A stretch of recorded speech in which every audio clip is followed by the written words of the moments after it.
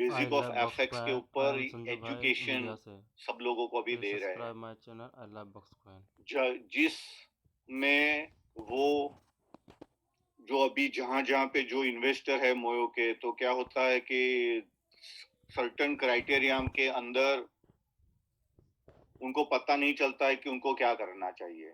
So for example 200 का investment से जो लोग आए हैं, तो उनको पता नहीं है कि एग्जैक्टली कैसे क्राइटेरिया सिलेक्ट करना है, और उस फॉलो करना बहुत सिंपल है। क्राइटेरिया का जो है वहां पे लोग कंफ्यूज हो रहे हैं, तो हम उसके लिए एक चार्ट भी बना रहे हैं, ठीक है, ताकि आप लोगों को पता चल जाए कि अगर आपका लेस देन $1000 है इन्वेस्टमेंट प्रिंसिपल अमाउंट, तो आपको क्या क्या क्राइटेरिया को सिलेक्ट करना है और किसके ऊपर आपको ज्यादातर ख्याल रखना है।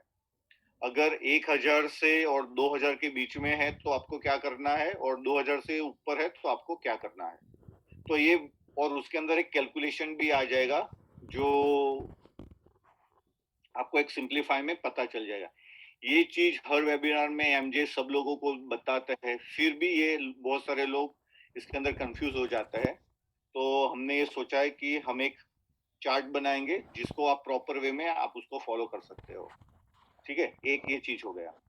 दूसरा ये है कि एफएक्स का मार्केट आज के दौर पे एक ऐसा है कि जहां पे आपको, जो हम इस सिचुएशन में है, ठीक है, बहुत सारे लोग आज इंडिया ओपन हो गया है, बाहर जाते हैं, बहुत सारे लोग ऐसे हैं कि नहीं जा पाते हैं, ठीक है। तो एफएक्स एक ऐसी चीज है कि आप कहीं पे भी हो, आप चाहे ट्रैवल कर रहे हो, प्लेन में हो, घर पे हो, डजंट मैटर कि आप कहाँ पे हो, एज लॉन्ग एज आपके पास मोबाइल है, नेटवर्क है, बस that is all you need. और आप वहां बैठे बैठे पैसे बना सकते हो, ठीक है। ऐसी चीज मार्केट में कहीं नहीं मिलती है कि आप आराम से घर पे बैठे हो, फैमिली के साथ हो और आप पैसे बना रहे हो। तो ये एक ऐसी चीज है जो ओवरनाइट किसी को आती नहीं है। तो इसके अंदर आपको सीरियसली अपना टाइम वक्त देना पड़ेगा। सीरियसली आपको इसको समझना पड़ेगा कि ये क्या चीज है, कैसे एग्जैक्टली काम करती है।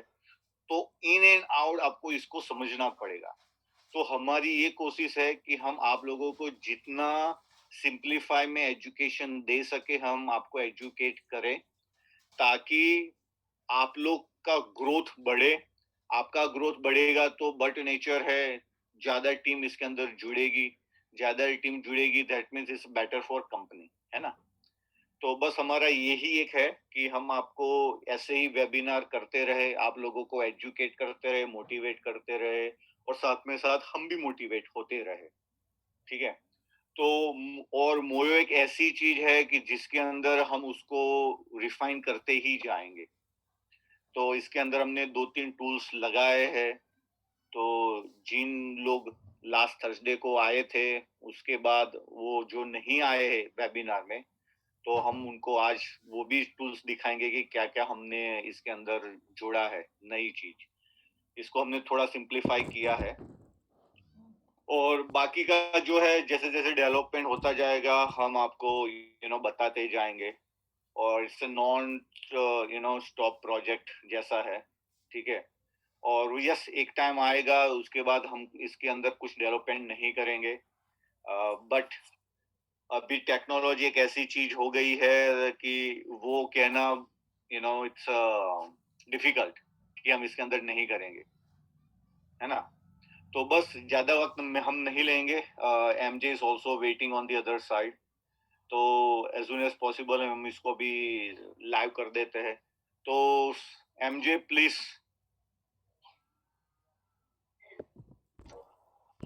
हाँ जी, thank you very much Bhavesh भाई। Thank you sir. और आज के वेबिनार में आप सबका बहुत बहुत वेलकम। भावेश भाई ने ऑलरेडी बहुत कुछ आप लोग को बता दिया, ज्यादा ज्ञान बांटूंगा नहीं मैं, बट कोशिश एक है कि हम लोग इस एक्सरसाइज को जो कर रहे हैं बहुत मेहनत से इससे मैक्सिमम लोग फायदा उठाएं, ये हम लोग की कोशिश है। इसलिए यूएस में सुबह 6:30-7 बजे उठ के भावेश भाई भी आ जाते हैं और हम भी कहीं ना कहीं अपना टाइम निकाल के इसके अंदर हम लोग लगे हैं। और मोटिव यही है कि हर एक बंदा जो है जो भी whoever is interested सीखने के लिए वो इस वेबिनार में आए और उसके बाद चीजों को जो ना वो सीखे हम लोग, क्योंकि एफएक्स एक बहुत ही वाइब्रेंट मार्केट है, इसमें कोई दो राय नहीं है। और जैसा कि मैं कल के वेबिनार में बता रहा था अपनी इंग्लिश स्पीकिंग टीम को कि एफएक्स जो ना एक बहुत ही ट्रांसपेरेंट प्रोडक्ट है और नेवर डाइंग प्रोडक्ट है। I love Boxcoin. आज की डेट में जितनी ज्यादा इरेगुलरिटीज जो ना क्रिप्टो के अंदर हैं, जो हम देख रहे हैं, टू बी ऑनेस्ट, कि जैसे जैसे हम लोग आगे बढ़ते गए, जैसे जैसे स्टेजेस आते गए, कॉइन की लिस्टिंग में हम लोग कई एक्सचेंजेस के पास गए, इतनी मारामारी इन एक्सचेंजेस के पास है, इतनी मैनिपुलेशन इन एक्सचेंजेस के पास है, मैं आपको बता नहीं सकता। अगर मैं अपना एक्सपीरियंस शेयर करने बैठूं तो आप लोग बड़े सरप्राइज हो जाएंगे इस चीज, क्योंकि आप लोग एक रिटेल एंड से देख रहे होते हैं कि यार हाँ you are only watching from the retail end के लिस्टिंग जो ना हो जाए, लिस्टिंग होना आसान है। But when you look at from the company perspective, अगर आप कंपनी के पॉइंट ऑफ व्यू से अगर देखेंगे, जब लिस्टिंग कराने हम लोग जाते हैं तो इन एक्सचेंजेस का, we look at these exchanges, कोई भी एक्सचेंज उठा लें आप, एनी एक्सचेंज, राइट, चाहे लाटोकिन हो, चाहे P2P हो, चाहे बाइनेंस हो, सब के सब जो है ना बहुत ज्यादा, उनके पास प्रोफेशनलिज्म नहीं है, नो प्रोफेशनलिज्म, सब बस बिजनेस करने बैठे हैं। एफएक्स कंप्लीटली डिफरेंट है इससे।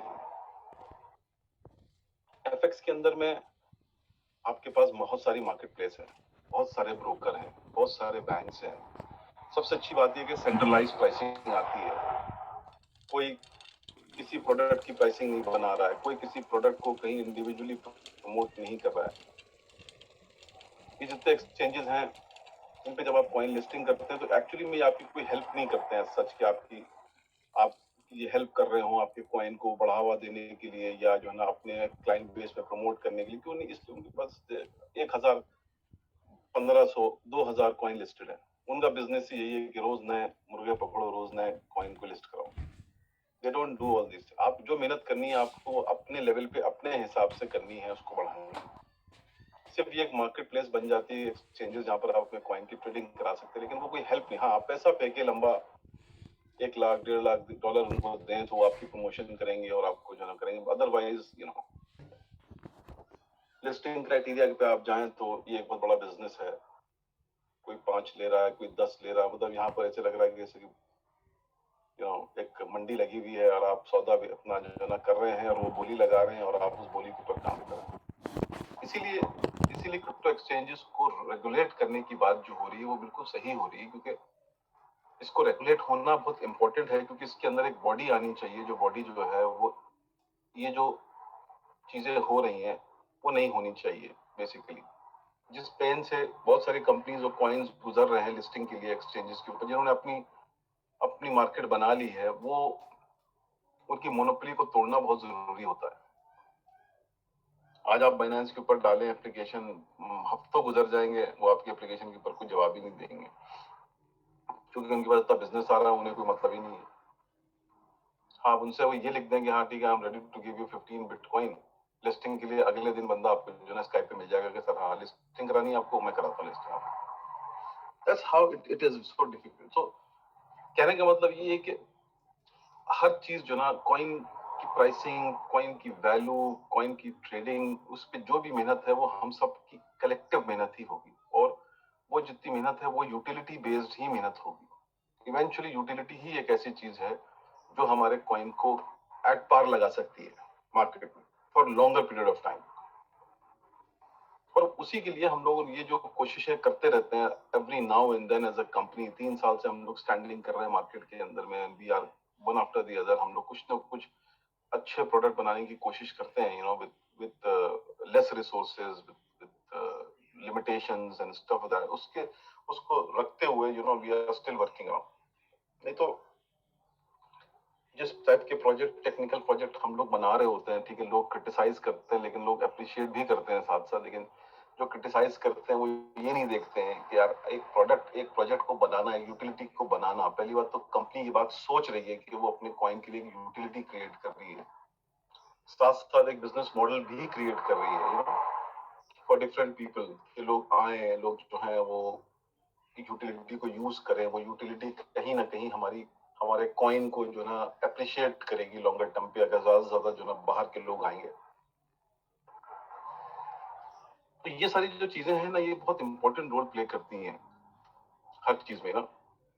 और ये जो ना चीजें हैं भी बहुत ज्यादा important from the point of view of coin के जो है ना मूवमेंट को लेके। तो हम लोग आज हम लोग ने जो प्रोजेक्ट था, अब आप सब साथ में हम लोग के हैं इतने सालों से, आपने देखा कि हम लोग मैं हमेशा एफएक्स को ही प्रमोट करता था, क्योंकि एक लेजिटिमेट बिजनेस है, एक लेजिटिमेट इंडस्ट्री है, एक वॉल्यूमेट्रिक इंडस्ट्री है। अप्स एंड डाउन हमने देखे, यू नो, MT4 लॉन्च किया, ठीक है, बहुत सारे लोग आए, बहुत सारे लोग नहीं भी आए ऑब्वियसली, क्योंकि उनकी भी बात थी कि जिनको ट्रेडिंग नहीं आती वो ट्रेडिंग नहीं कर सकते हैं, क्योंकि उनको नहीं पता कि ट्रेडिंग हम कैसे करें। तो हम लोगों ने उसके अराउंड इतना एक खूबसूरत सा प्रोडक्ट बनाया कि वो पूरी जो ना एक सिस्टम ही जो ना आपके लिए कॉपी ट्रेड कर रहा है। इन्वेस्टर्स आ रहे हैं, ट्रेडर्स को लेके आ रहे हैं, वो ट्रेडर्स अपना ट्रेड कर रहे हैं, हम ढूंढ ढूंढ के ट्रेडर्स पकड़ पकड़ के दुनिया भर से लेके आ रहे हैं, लोग आ रहे हैं, अब लिस्टिंग कर रहे हैं, लोग देख रहे हैं कि इसमें फायदा है, लोग आना शुरू हो गए। Eventually over the period of time आप देखेंगे कि यहाँ एक बहुत बड़ी भीड़ लग जाएगी ट्रेडर्स की और इन्वेस्टर्स की, और फिर आपके लिए इतनी बड़ी अपॉर्चुनिटीज हो जाएंगी पैसे बनाने के लिए।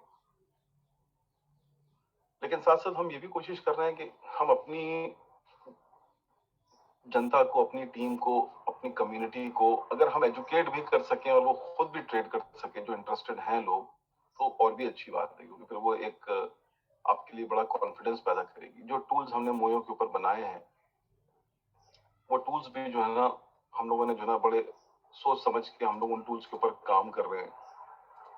और कोशिश ये है उन टूल्स को देखते हुए कि वो टूल्स जो है कहीं ना कहीं आप लोगों को बेनिफिट दें। तो अभी जैसे कि कॉपी ट्रेडिंग तो एक टूल है ही, जिसमें आप ट्रेडर्स को देख के फॉलो कर रहे हैं। साथ साथ हम लोगों ने इसके ऊपर जो ना सिग्नल को भी इम्प्लीमेंट किया है, और सिग्नल को टेस्टिंग भी हम लोगों ने की है। तो अब हम लोगों ने क्या करा है कि आप देख रहे हैं कि हम लोगों ने अलर्ट्स भी यहाँ पर ऐड किए, जो बेल आइकन है, ये सब एक अलर्ट भी है। साथ साथ यहाँ पर एक टैब आपको नजर आ रहा होगा, सिग्नल, ये सिग्नल है। यहाँ पर हम लोग थर्ड पार्टी जितनी भी हम लोगों ने कोलैबोरेशन किया, वो सिग्नल रोज देंगी, और वो रोज सिग्नल यहाँ पर आके लिस्ट होते जाएंगे, जैसे आप देख रहे हैं मेरी स्क्रीन के ऊपर। और ये वन क्लिक ट्रेडिंग है बेसिकली, इसके अंदर कुछ करना नहीं, क्योंकि जब सिग्नल यहाँ पर आ गया तो सिग्नल आपको दिखा रहा है कि ये देखिए, ये सेल सिग्नल है यूरो डॉलर का, इसका टेक प्रॉफिट ये है, इसका स्टॉप लॉस ये है। जब आप इसके ऊपर जैसे ही क्लिक करेंगे, आप ऑटोमेटिकली इस बॉक्स पर आ गए, देखिए उसने सेल बटन को ऑन कर दिया, स्टॉप लॉस ले लिया, टेक प्रॉफिट ले लिया। ठीक, बस आपको करना क्या है एज अ क्लाइंट, आपको सिर्फ लॉट साइज यहाँ पर जो है वो एंटर करना है, क्योंकि लॉट साइज आपको अपने अकाउंट के हिसाब से लेना है। अगर आपका अकाउंट छोटा है तो आप एक लॉट साइज नहीं ले सकते, आपको बड़ा लेना पड़ेगा, ठीक है ना, या आपको छोटा लेना पड़ेगा, या आप जो अपने हिसाब से लेना चाहते हैं। दैट्स द ओनली थिंग, ये सिर्फ आपको सिर्फ और सिर्फ लॉट साइज एंटर करना और कुछ नहीं। तो आप कोई भी जो है ना सिग्नल उठाएंगे, आपने ये सिग्नल उठाया, ये देखिए सेल का उसने उठा लिया, automatically stop loss take profit आ लिया, ये बाय डिफॉल्ट यहाँ पर माइक्रो आ गया। आपने जैसे लगाया, देखिए यहाँ पर ये लग गया, ठीक है ना, 27.8 एक क्लिक के ऊपर वो ट्रेड आपका लग गया, ठीक है। तो अब ये जो फैसिलिटीज हैं, ये हम लोग इस इंटेलिजेंट टूल्स को डेवलप करते जा रहे हैं और नए नए चीजें लेके आते जा रहे हैं। इस पॉइंट ऑफ व्यू से हम लोग का मकसद ये है कि जितना ज्यादा हम लोग हेल्प कर सकते हैं इसके ऊपर, उतनी ज्यादा हम लोग अपने अपने जो ना वो इन्वेस्टर्स की हेल्प करें, ताकि हमारे जितने भी इन्वेस्टर्स हैं वो सारे इन्वेस्टर्स जो है वो करें। अब देखिए इसके अंदर हम लोगों ने एक ये सिस्टम भी ऐड कर लिया, जो मैं आपको दिखाना चाह रहा हूँ, आप लोग सब लोग देख लें कि पहले क्या था कि कुछ दिन पहले, और इसके अंदर काफी कंफ्यूजन ये थी कि जब आप किसी ट्रेडर को फॉलो करते हैं, जब आप इस पर बटन दबाते हैं, तो आपने कहा कि मैं एक फिक्स लॉट ले रहा हूँ, ठीक है, और आपने यहाँ पर एक मल्टीप्लायर 1 डाल दिया, ठीक। उसके बाद आप यहाँ पर ये सारी चीजें इंटर करते थे, ठीक।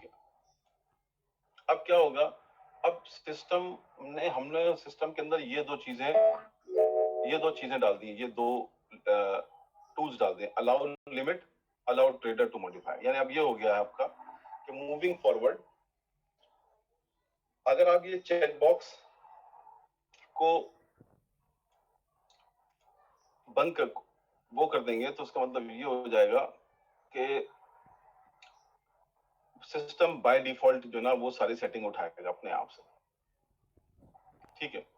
और उसमें क्या होगा कि हम लोगों ने ये सोचा है कि अब आपको यहाँ पर ये क्राइटेरिया इंटर करने की जरूरत नहीं है। आपने यहाँ पर जो है ना 100 डाल दिया फॉर एग्जांपल, और उसके बाद आपने जो है ना इसको ऑफ कर लिया।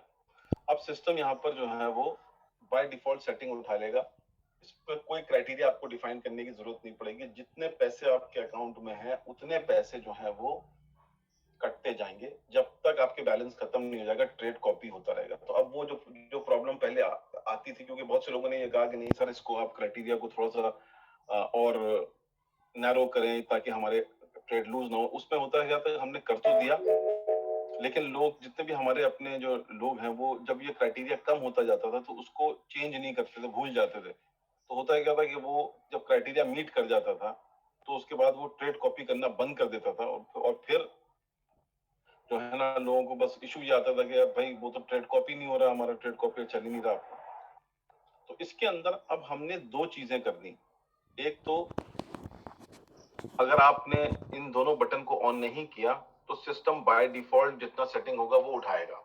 जब कोई नया बंदा आएगा और किसी को फॉलो करेगा तो वो ऑटोमेटिकली लार्जर लिमिट उठा लेगा।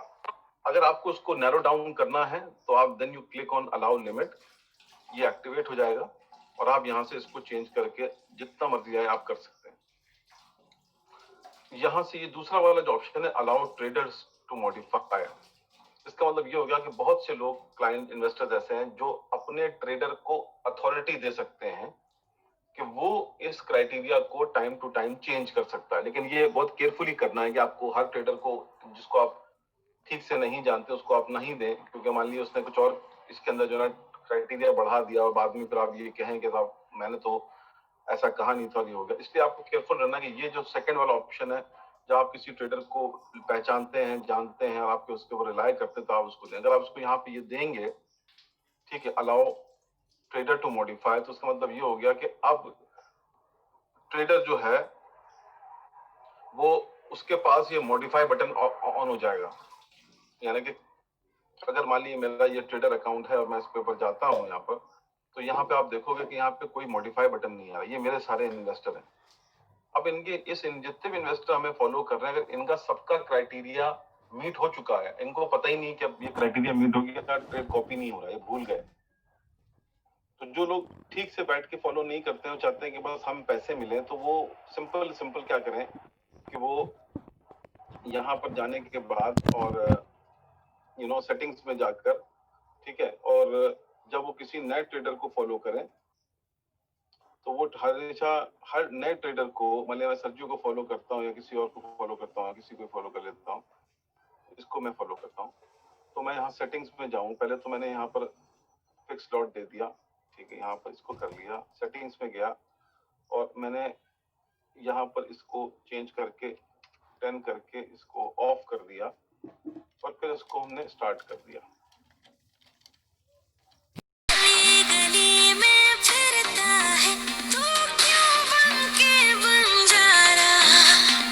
मॉडिफाई कर सकता हूँ अब इन्वेस्टर, ठीक है।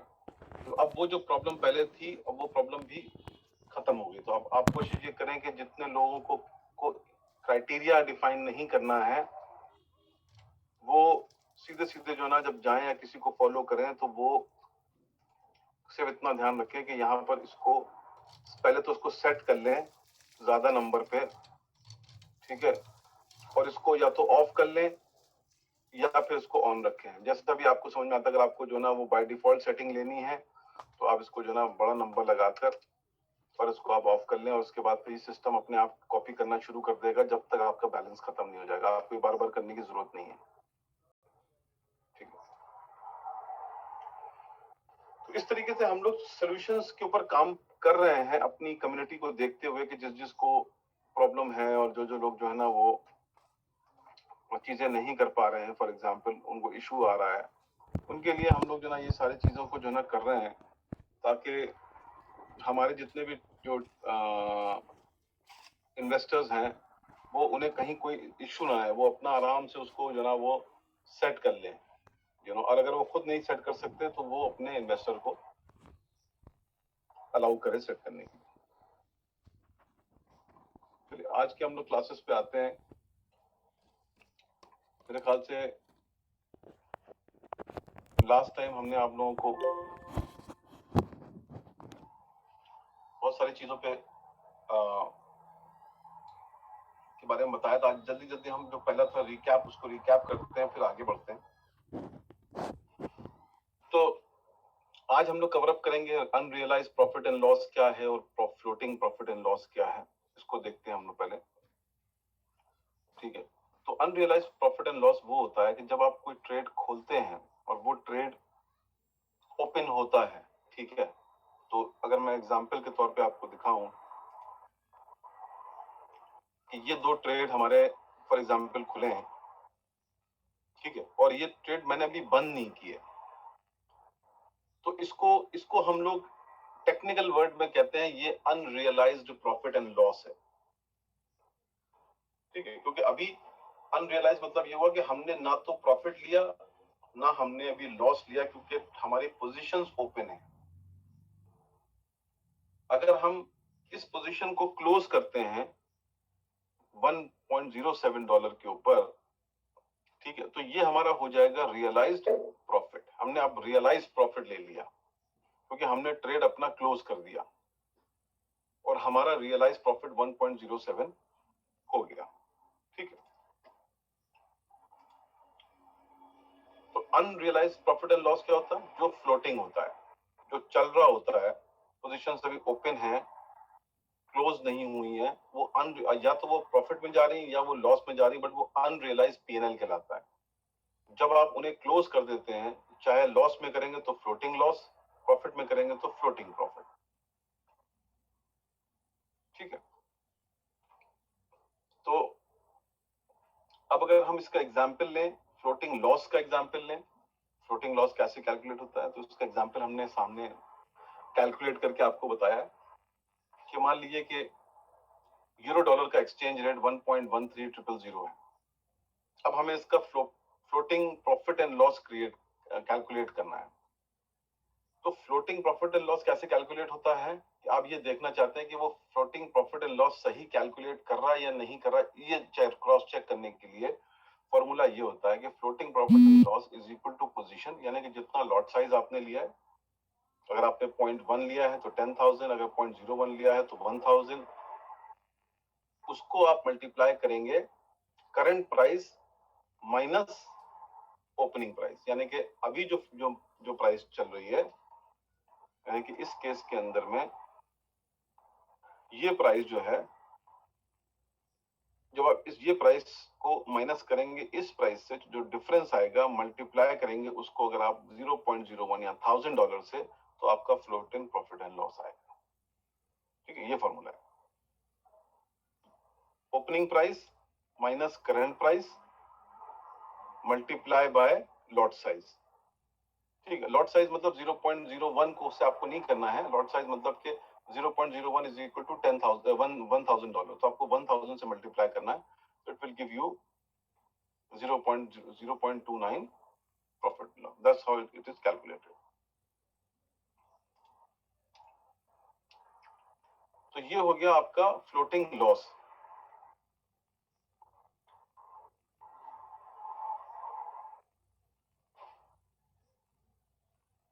अब हम लोग आते हैं मार्जिन के ऊपर।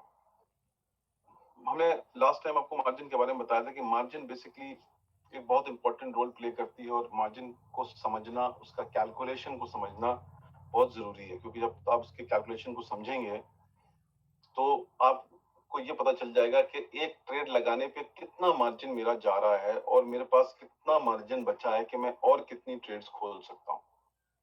ठीक है, तो सबसे पहले तो ये है कि मार्जिन क्या है। मार्जिन जो ना वो एक कैपिटल रिक्वायरमेंट है जो एक ब्रोकर आपको ऑफर करता है वो ब्रोकर ये कहता है कि हम आपको मार्जिन, अगर आपको $1 लाख या $1 लाख वर्थ ऑफ कॉन्ट्रैक्ट लेना है तो आपको उसका 1% एक मार्जिन देना है, यानी उसका 1% मार्जिन हो गया 1000।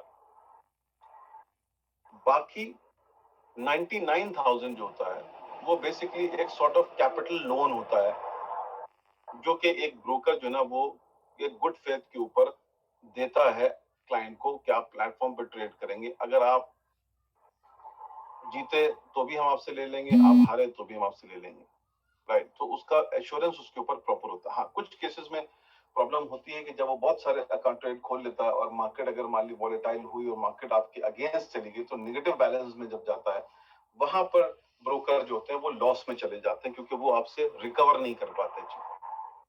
ठीक है, मार्जिन कोई फी नहीं है, ना ही कोई ट्रांजैक्शन कॉस्ट है। मार्जिन एक सिर्फ कैपिटल रिक्वायरमेंट है, जो आपको छोटा कैपिटल रिक्वायरमेंट है जो आपको चाहिए to open and maintain a position, that's margin. अब रिक्वायर्ड मार्जिन क्या है?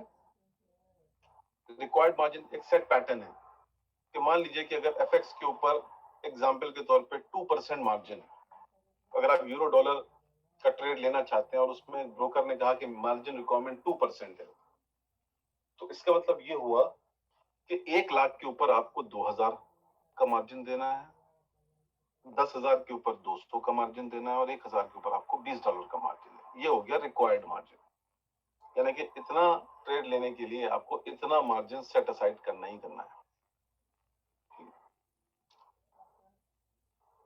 अब आते हैं मार्जिन कैलकुलेशन के ऊपर। मार्जिन कैलकुलेशन कैसे करते हैं? मार्जिन का बहुत सिंपल फॉर्मूला है। मार्जिन का फॉर्मूला है 1 डिवाइडेड बाय लेवरेज। लेवरेज हर आपको बंदा बता देता है, हर ब्रोकर आपको बताता है कि मान लीजिए कि एफएक्स के ऊपर 1:100 का लेवरेज है,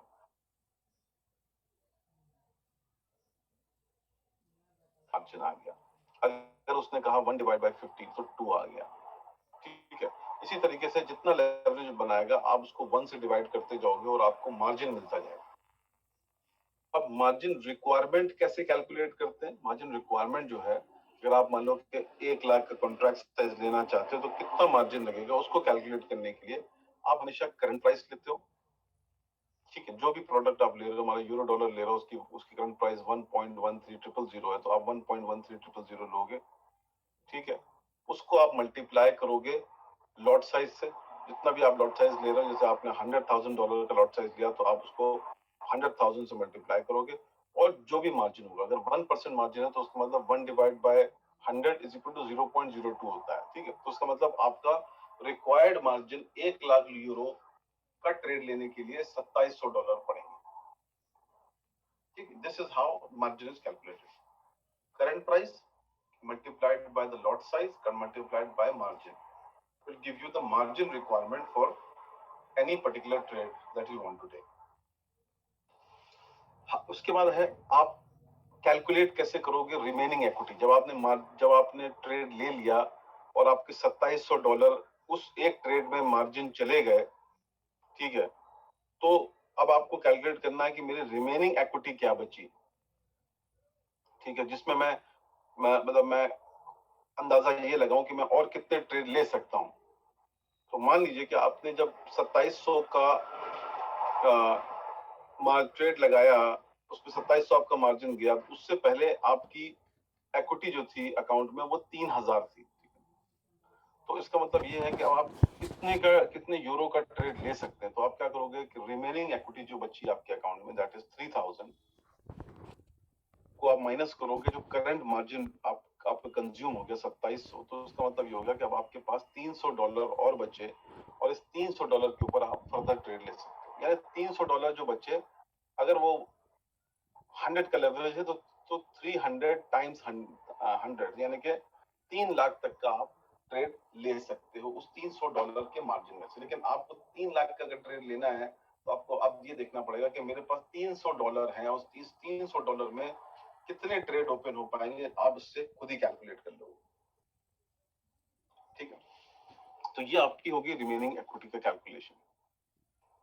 फिर हम आते हैं यूज्ड मार्जिन में। अब यूज्ड मार्जिन क्या होता है कि तो रिक्वायर्ड मार्जिन हो गया कि आपने पहले से कैलकुलेट कर लिया कितना मार्जिन चाहिए इस पोजीशन को लेने के, और एक हो गया यूज्ड मार्जिन। यूज मार्जिन का मतलब ये हो गया आपने ऑलरेडी ट्रेड लगा लिए और वो मार्जिन आपकी बैलेंस में से ऑलरेडी यूज हो गया क्योंकि पोजीशंस आपकी ओपन है, तो उसको हम लोग कहते हैं यूज्ड मार्जिन। ठीक है, तो मान लीजिए जो एग्जांपल मैंने कोट किया इसमें अगर आप देखें तो इसमें हमने 2 पोजीशन खोल ली। ठीक है, कि आपने $1000 का अकाउंट खोला और आपने इसमें 2 पोजीशन खोल ली, एक डॉलर जापानीज येन की मिनी लॉट ले ली, दूसरी आपने डॉलर स्विस फ्रैंक की एक मिनी लॉट ले ली। ठीक है, तो अब जो भी मार्जिन आप मान लीजिए कि इन दोनों पेयर के ऊपर एग्जांपल के तौर पर यूएसडी जेपीवाई में 4% मार्जिन है, यूएसडी सीएचएफ में 3% मार्जिन है। तो अब आपने क्या करा कि अब आपने 4% के हिसाब से मिनी लॉट के हिसाब से पोजीशन निकाल ली कि कितना मार्जिन मेरा कंज्यूम हुआ, फिर आपने दूसरे में 3% मार्जिन था उसके हिसाब से कैलकुलेट कर ली और उसके बाद आपने दोनों यूज मार्जिन को जब ऐड किया तो आपको पता चला कि मेरा कितना पार्ट जो है बैलेंस का ऑलरेडी कंज्यूम हो गया और मेरे पास कितनी रनिंग इक्विटी बची है जिससे मैं ट्रेड लगा सकूं। राइट, तो ये आपको हो गया यूज्ड मार्जिन। इसका कैलकुलेशन देखते हैं। जैसे मैंने कहा यूएसडी जापानीज येन के अंदर 4% है और यूएसडी सीएचएफ के अंदर 3% है। तो हमने ये मान के चला कि अब हम रिक्वायर मार्जिन कैसे निकालेंगे कि रिक्वायर मार्जिन जो है वो हो गया आपका notional value times margin requirement. ठीक है, नोशनल वैल्यू कुछ नहीं है, notional value is a lot size actually. तो आपने लॉट साइज को मल्टीप्लाई किया मार्जिन से, तो यानी कि 10,000 का अगर आप मिनी लॉट लेना चाहते हैं तो आपने उस पर 4% अगर मार्जिन है तो मल्टीप्लाइड बाय 0.04, यानी कि आपके $400 इस मिनी ट्रेड को लेने में कंज्यूम हो गया। उसी तरीके से आपके $300 यूएसडी सीएचएफ पोजीशन को लेने में कंज्यूम हो गया, यानी कि आपका टोटल मार्जिन जो कंज्यूम हुआ वो हुआ $700 और आपका अकाउंट था $1000 का, तो यानी आपके पास बचे $300।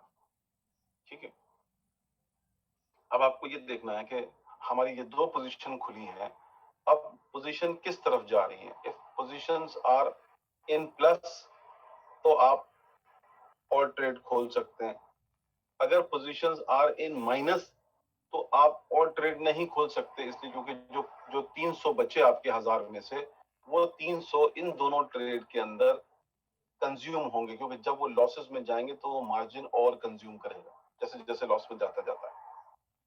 ठीक है, जब वो प्रॉफिट में जाता है तो प्रॉफिट में से कंज्यूम कर रहा है, लेकिन जब वो लॉस में जा रही है ट्रेड तो आपके कैपिटल में से कंज्यूम कर रहा है कि वो ट्रेड चलती रहे। ठीक है ना, ये यही लेवरेज है, यही यही जो जो हमने आपको पता 99% जो लोन देते हैं तो वो ब्रोकर क्या करता है आपसे दोनों तरफ से कंज्यूम कर लेता है। अगर आप प्रॉफिट में जा रहे हैं तो आपके प्रॉफिट में से सिस्टम ऑटोमेटिकली कंज्यूम करता रहता है, अगर नेगेटिव में जा रहे हैं तो आपके कैपिटल में से कंज्यूम करता रहता है। That is how it works. अगर हम इसका पूरा एक डायग्राम आप इस तरीके से देखें सम अप करने के लिए, तो रिक्वायर्ड मार्जिन जो थी वो यूएसडी जापानीज येन को लेने की 400 थी, रिक्वायर्ड मार्जिन जो थी यूएसडी सीएचएफ को लेने की 300 थी। इन दोनों प्रोडक्ट को हम जब जोड़ देंगे तो हमारी यूज मार्जिन 700 हो गई और हमारा बैलेंस था 1000, तो यानी हमारी इक्विटी बची 300। ठीक है, अब what is equity in MT4 ये भी कैलकुलेट कर लेते हैं। ठीक है, बैलेंस अलग चीज है, इक्विटी अलग चीज है। जब प्रॉफिट एंड लॉस फ्लोटिंग होगा तो अगर मान लीजिए वो फ्लोटिंग प्रॉफिट में जा रहा है तो आपकी इक्विटी बढ़ती जाएगी, बैलेंस आपका वहीं रहेगा। क्यों? क्योंकि बैलेंस मूव नहीं करता है, बैलेंस सिर्फ आपका मूव करता है जब आपने वो मार्जिन डाला तो आपका बैलेंस में से कट गया। इक्विटी जो होती है वो रियल टाइम जो ट्रेड्स आपके चल रहे होते हैं उसके बेसिस पे आपकी इक्विटी फ्लक्चुएट करती रहती है। ठीक है, यानी कि अगर आपको मैं यहाँ दिखाऊं MT4 में तो ये आप देखोगे कि ये बैलेंस है और ये इक्विटी है। अगर मान लीजिए मार्जिन में हमारा 3.20 का मार्जिन कंज्यूम है और हमारा फ्लोटिंग प्रॉफिट चल रहा है 0.78 का, तो वो इसके अंदर ऐड हो रहा है, इक्विटी के अंदर ऐड हो रहा है, बैलेंस नहीं मूव होगा, बैलेंस वहीं के वहीं खड़ा है। जब हम ये ट्रेड क्लोज कर देंगे तो ये ट्रेड फिर बैलेंस के अंदर ऐड हो जाएगा, इक्विटी में नहीं ऐड होगा। तो इक्विटी क्या होता है, वो इक्विटी बेसिकली जो भी रनिंग आपका प्रॉफिट एंड लॉस चल रहा होता है वो आपके इक्विटी के अंदर आपको दिखा रहा होता है। जब आप उस प्रॉफिट एंड लॉस को रियलाइज कर लेते हैं तो वो बैलेंस के अंदर ऐड हो जाता है। ठीक है, तो इक्विटी को कैलकुलेट कैसे करते हैं? अकाउंट बैलेंस, जो भी अकाउंट आपका बैलेंस है, प्लस और माइनस जैसा भी पोजीशन होगा। अगर मान लीजिए फ्लोटिंग प्रॉफिट है तो अकाउंट बैलेंस जो भी होगा प्लस फ्लोटिंग प्रॉफिट को आप उसमें ऐड करेंगे तो आपको इक्विटी दिखा देगा। अगर वो पोजीशन लॉस में जा रही है तो अकाउंट का जो बैलेंस होगा माइनस जो लॉस, फ्लोटिंग लॉस होगा, वो आप ऐड सब्सट्रैक्ट करोगे तो आपको इक्विटी दिखा देगा। That is how equity is calculated. ठीक है, आगे बढ़ते हैं इसके ऊपर। मार्जिन लेवल पे आते हैं। मार्जिन लेवल क्या है? मार्जिन लेवल एक बहुत इंपॉर्टेंट चीज है। ठीक है, ये पूरा सेक्शन ही बहुत इंपॉर्टेंट है। और सबसे ज्यादा कि मार्जिन लेवल जो है बेसिकली वो बहुत इंपॉर्टेंट है मेजर करने के लिए हर ट्रेडर को जब वो ट्रेडिंग कर रहा हो, क्योंकि मार्जिन लेवल आपको बताता है कि आप ट्रेड जो करना जा रहे हो उस ट्रेड के अंदर में आप कितना मार्जिन कंज्यूम हो गया है, आपका अनरियलाइज प्रॉफिट एंड लॉस क्या है जिसकी वजह से मार्जिन लेवल ड्रॉप होगा या ऊपर जाएगा, और उसके बेसिस पे you can then figure it out कि मैं कितने और ट्रेड लगा सकता हूँ। एक बात याद रखनी है कि मार्जिन लेवल जो होता है वो 100% का उसका एक बेंचमार्क होता है। अगर मार्जिन 100% पे पहुंच जाता है तो उसका मतलब ये होगा कि अब आपका ट्रेड कटने शुरू। अगर मार्जिन लेवल आपको 100% से ऊपर दिखा रहा है, मान लीजिए 150 दिखा रहा है, 200 दिखा रहा है, 300 दिखा रहा है, इसका मतलब ये हो गया कि आपके पास इनफ मार्जिन है नए ट्रेड खोलने के लिए। लेकिन जैसे जैसे वो मार्जिन लेवल ड्रॉप होके आता जाएगा 100 के ऊपर, इसका मतलब ये हो गया कि अब अलार्मिंग सिचुएशन आ गई, अब ट्रेड कटने शुरू होंगे क्योंकि आपका कैपिटल कंज्यूम हो गया। और जैसे ही वो 100% से नीचे गिरना शुरू होगा आपकी पोजीशंस कटना शुरू हो जाएंगे ऑटोमेटिकली।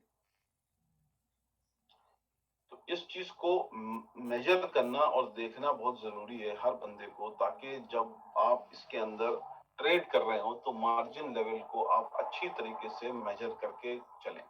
नॉर्मली क्या होता है, कैलकुलेशन पॉइंट ऑफ व्यू से अच्छा रहता है, बट MT4 आपको ऑलरेडी मार्जिन लेवल दिखाता है। ये सबसे अच्छी बात है। आप ये देखेंगे यहाँ पर नीचे ये आपको मार्जिन लेवल दिखा रहा है कि इस मेरे केस के इस अकाउंट के केस में 1,25,744% है, विच इज टू मच। ठीक है, यानी कि अभी हमारे पास ट्रेड खुले ही नहीं कोई ज्यादा, तो इसका मतलब ये कि मैं बहुत सारे ट्रेड ले सकता हूँ। अगर यही मार्जिन लेवल गिर के 100% पे आ जाए, ठीक, तो इसका मतलब ये हो गया कि अब सिचुएशन जो है ना वो अकाउंट की खराब हो रही है, यानी कि हमारे लॉसेस बढ़ रहे हैं या हमने बहुत सारे ट्रेड खोल लिए हैं और जो ना कैपिटल कंज्यूम हो गया है और अब इतना कैपिटल नहीं बचा है कि वो ट्रेड्स को कैरी ऑन कर पाए और मार्केट मूवमेंट भी इधर उधर जा रहा है, तो उसके हिसाब से चीजें ड्रॉप होनी शुरू हो जाएंगी। ठीक है, मार्जिन लेवल को कैसे कैलकुलेट करते हैं? मार्जिन लेवल को कैलकुलेट करने का फॉर्मूला है कि जो भी इक्विटी है अकाउंट की, ठीक है, उसको आप डिवाइड करेंगे यूज्ड मार्जिन से, यानी equity divided by used margin times 100%। इस केस में अगर आप देखें तो आपकी इक्विटी जो है, मेरी इक्विटी मान ली 16, ठीक है, तो हम उसको एक रफ कैलकुलेशन ऐसे ही करते हैं। हालांकि सिस्टम आपको ऑलरेडी कैलकुलेट करके दे रहा है, बट ये कि मान लीजिए कि इक्विटी जो है वो 16596.760 है, divided by used margin which is 13.20 times 100 divided by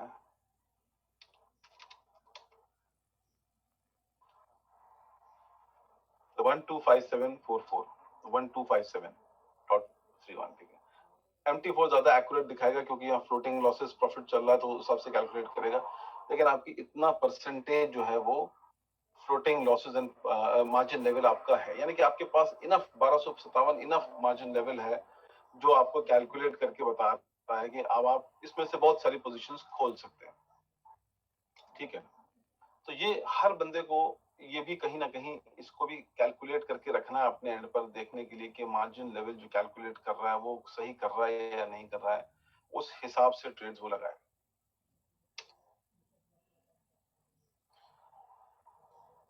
अब इसको अगर हम सम अप करें मार्जिन लेवल के लिए, तो आप सबसे पहला स्टेप होता है कि आप रिक्वायर्ड मार्जिन कैलकुलेट करते हैं, उसके बाद फिर आप यूज्ड मार्जिन कैलकुलेट करते हैं। ठीक है, उसके बाद फिर आप कैलकुलेटेड इक्विटी, आप इक्विटी कैलकुलेट करते हैं। 3 चीजें आप करते हैं, रिक्वायर्ड मार्जिन, यूज्ड मार्जिन और इक्विटी। जब आप ये तीनों कर लेते हैं तब ये चौथे लेवल पे आता है कि आप उसके फोर्थ स्टेप होता है कि आप मार्जिन लेवल करें कि equity divide by used margin into 100%, तो आपको वो एग्जैक्ट मार्जिन लेवल दे देगा। ये जो ग्राफ आप देख रहे हैं इसमें बताया, ये यही आपको मार्जिन लेवल इंडिकेटर है जो आपको दिखा रहा है कि जब वो 100 लेवल पे 100% पे जब मार्जिन पहुंच जाएगा आपका, ठीक है, तो इसका मतलब ये हो गया कि 100% पे मार्जिन पहुंचने मतलब कि अब you cannot open any more trades, पहली बात। और अगर आपने यहां पर 100% पे आने के बाद अगर कैपिटल नहीं डाला तो मार्जिन कंज्यूम होता गया और मार्जिन नीचे जाता गया, तो 50% के ऊपर आने पर सिस्टम जो है वो ऑटोमेटिकली पोजीशंस को, जो बड़ी पोजीशंस होंगी जो सबसे ज्यादा मार्जिन कंज्यूम कर रही होंगी, उन पोजीशंस को सिस्टम पहले क्लोज करेगा। तो अक्सर लोग इस पे कंफ्यूज हो जाते हैं बार बार आके कि मेरा जो ना वो सिस्टम जो मेरा जो है ट्रेड्स कट गए, क्योंकि लोग मार्जिन लेवल को कैलकुलेट नहीं करते हैं। लोग ये नहीं देखते कितना मार्जिन जो है ना वो कंज्यूम हो रहा है और मार्केट का मूवमेंट किस तरफ है। हर चीज को देखना है ट्रेडिंग के अंदर में, ठीक है ना। तो ये जो है ना इस लेवल को मॉनिटर करना बहुत जरूरी है कि जब आपको आपके MT4 पे ये दिखाए क्लोजर टू 100, तो इसका मतलब ये आप समझ जाओ कि अब सिचुएशन टाइट हो गई है। That means now this will start to fall below और हमारी पोजीशंस कटना शुरू हो जाएंगे। स्टॉप आउट लेवल क्या होता है? फिर स्टॉप आउट लेवल जैसे मैंने आपको बताया कि मार्जिन कॉल लेवल जो होता है वो 100% पे होता है। हर ब्रोकर ने मार्जिन कॉल लेवल को 100% पे रखा हुआ है कि जैसे जैसे मार्जिन नीचे आता जाएगा और वो 100% को जब वो टच कर लेगा, तो पहला तो ये होगा कि आपके ट्रेड्स फर्दर नहीं लगेंगे, और दूसरी बात ये है कि ट्रेड्स जो है वो स्टॉप आउट लेवल पे कटने शुरू हो जाएंगे। अब हर ब्रोकर ने अलग अलग स्टॉप आउट लेवल रखे हैं। किसी ने 50% पे रखा है, किसी ने 75% से स्टॉप आउट रखा हुआ है, ठीक है। जो ब्रोकर जितना रिस्क लेना चाहता है उस हिसाब से स्टॉप आउट लेवल सेट करता है अपने। तो मान लीजिए 50% पे स्टॉप आउट लेवल सेट हुआ है, ठीक है, तो इसका मतलब ये हो गया कि 100% के बाद भी आपकी ट्रेड चलती रहेंगी। हाँ, 100% के बाद आप नई ट्रेड नहीं लगा पाओगे। करंट ट्रेड होंगी वो जो रिमेनिंग पैसे होंगे उसी को कंज्यूम करके चलाती रहेगी। लेकिन अगर मार्केट फर्दर आपके जो ना अगेंस्ट चलती गई तो 50% मार्जिन के ऊपर वो ट्रेड आपका कटना शुरू हो जाएगा। तो सिस्टम आपसे नहीं पूछेगा, सिस्टम ऑटोमेटिकली लिक्विडेट करना शुरू कर देता है। तो ये सिस्टम पूरा सिस्टम ऑटोमेटिकली सेट होता है, ये लेवल्स अपने आप सेट होते हैं। और जब आप ट्रेड कर रहे होते हैं तो आपको इंडिकेटर्स मिलते हैं कि हम मार्जिन लेवल पे नीचे जा रहे हैं, फ्लड आने वाला है, इससे पहले हम अपने आप को सिक्योर कर लें, नहीं तो हम पूरा वाइप आउट हो जाएंगे, ठीक है। बहुत से लोग जो नए हैं जिनको नहीं पता है तो वो यहाँ पे देख सकते हैं कि 100,000 को हम लोग वन स्टैंडर्ड लॉट कहते हैं, 10,000 को हम लोग मिनी लॉट कहते हैं, 1,000 को हम लोग माइक्रो लॉट कहते हैं। 1 पिप जो होता है वो इज इक्वल टू 0.3 टाइम्स $1 होता है, सेंट। ये होता है एक पिप की वैल्यू।